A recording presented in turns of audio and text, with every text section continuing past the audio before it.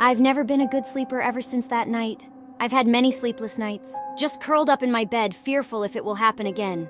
I never truly understood just how much it would affect me, even to this day. I pushed away friends. I pushed away family, DT. I even managed to push away myself. Everyone thought I was crazy, that I needed to be locked up in a mental institute. But that night was nothing short of real, unadulterated dread. I wish that no other person would experience that pain and the horror that I did that night. And maybe telling my story will be a step closer to that.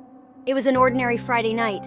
I had just gotten to work for my nightly shift at the local bakery. Having a bakery open so late into the night meant that we would get all of the customers from the bakeries that had normal closing hours. But for some reason, the owner of the bakery I worked at wanted to remain open till midnight. He mentioned something about extra money and more work hours for the employees.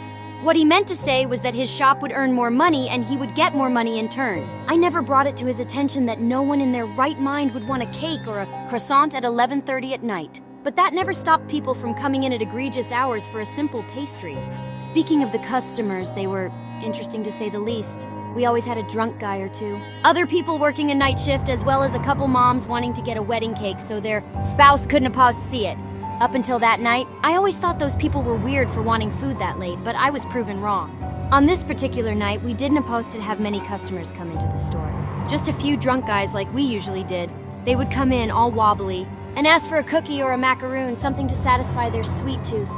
Then they would sit down and talk among themselves. But on that night, the two drunk customers, we had ordered their food and walked out of the bakery, leaving the bakery completely empty. This was normally strange, as even our normal patrons would at least sit down and eat. I didn't think much of it at the time since I didn't feel like anything was off. Plus, I was more focused on restocking the display and sweeping the floors. Around 2 hours into my shift, my manager at the time told me that he had a family emergency and that he needed to leave right away.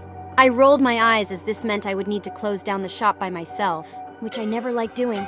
My manager handed me the keys to the shop and quickly ran out to his car. I audibly sighed. I better be getting paid overtime for this, I said aloud. I finished sweeping up the floor and restocked the display with fresh items in the slight chance that another customer would come in. Another boring hour passed as no new customers were coming into the store. I sat by the counter just waiting for my shift to end. As I sat there, I started to glance around outside, trying to see if anyone around the bakery was getting business, like the nail salon next door. To my surprise, all the shops around us were dark and no cars were in sight. The street we were on was the main street in our town, so it was very odd to see that the streets were completely void of life. The only lights that could be seen were the street lights and of course the lights from the bakery. It was already strange that the street wasn't bustling with traffic, but what made it even more strange and even more terrifying was the silhouette of a man I saw under one of the street lamps. It was impossible to make out any features since although he was under the street light, he wore dark clothing and a top hat to hide his face. He was standing by a crosswalk, so I initially thought nothing of the man. When I first laid eyes on him, I was initially spooked. As the man continued to stand there, I sat down near the register and waited for my shift to be over. During that part of the night, I only had 30 minutes left in my shift and my manager still didn't come back from his family emergency. As my shift started coming to a close, I started packing up the leftover pastries in the display case. It was mandatory that we throw out every single item at the end of the night if they didn't supposed to get sold. I for one thought it was a complete waste of food. So every night I would stuff a bag full of pastries to take home with me. However, the rest was meant to go in the dumpster behind the store. I was about to grab the bag full of food when I heard the bakery door open. I turn around to see that same man standing in the doorway of the shop. He was just standing there, heavily breathing. I sigh and walk over to the register. Normally I would kick someone out right before closing, but I didn't want to get on this guy opposed bad side. Once I'm done walking to the register, he walks in front of the counter, still breathing heavily. "What can I get for you?" I asked him. He was silent for a moment, like he was considering what to get. We stood there in silence for about a minute before he said, "Cookie?" "Well, sir, we have many types of cookies," I said, pointing to the menu above my head. Without even looking at the menu, he says, "Strawberry." Since we were out of that particular cookie, I had to tell him, "Sorry, sir, we don't have that cookie in stock right now, but you can always come back tomorrow." The man's expression was hard to make out since I couldn't see anything else besides his mouth. But something tells me he wasn't too happy with the news. His breathing was starting to get more exaggerated. Then he spoke again. "Strawberry." I didn't know what he meant at first since I clearly told him we were out of strawberry cookies. I gave him the benefit of the doubt and thought he meant he wanted another strawberry item. So I told him, right now we have strawberry pie, macaroons, cake, icing, and a few others. Was there something in particular you wanted? His breathing became more and more stagnant when he spoke again. Cookie. I was starting to get annoyed of this guy. I clearly told him that we were out of strawberry cookies and he kept demanding them. Look, sir, I need to close up the shop. You are always welcome to come back tomorrow for a strawberry cookie. After about 10 seconds of digesting what I had just told him, he reaches into his back pocket and hands me what looked like a small note. Once he handed me the note, he walked out of the shop and into the night. I picked up the note, worried about what it might say.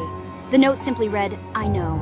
The words were written in some sort of red ink that was dripping from the note. I turned it over to see if something was written on that side too, and that opposed where my heart sank. He didn't hand me a note at all. He handed me a photograph of me sleeping in my room. I threw the note down on the ground, shocked by what I just saw. I grabbed the trash bag of food and run out to the dumpster to throw the food away and end my shift. As soon as I open the door to outside, I see him again. This time he was holding a knife or a dagger of some sort. I looked more closely at the weapon to see that a red liquid was dripping from the blade, of which I could only assume to be blood. I throw the bag in his general direction and lock the door behind me. My heart was pounding out of my chest as I went out the front door of the shop, not bothering to lock it behind me. I make it to my car and jump in. As I leave the parking lot, I see the silhouette of the guy in my rearview mirror, just standing there watching me leave. I pull into a very busy gas station and call the police, as well as my manager, to inform them about the situation. As I go into work the next morning, I greet the manager at the door. "Why on earth would you call the police? There was no man in here last night," my manager yelled at me. "No, that's not true. Just watch the security footage." "They did," my manager replies, leading me to the security room. He turns on the camera feed to when the man should have walked through the door, and nothing. It was like the footage got corrupted at that exact part during the night. My other coworkers thought I was crazy. When I tell my family members about it, they call me crazy as well. Even though this was all in the past, something still shook me to the core. Something so minimal that I didn't even notice it at first. In my manager Pa's room was a black top hat with a red stain on it, and my manager was the only one who had access to the security footage that night.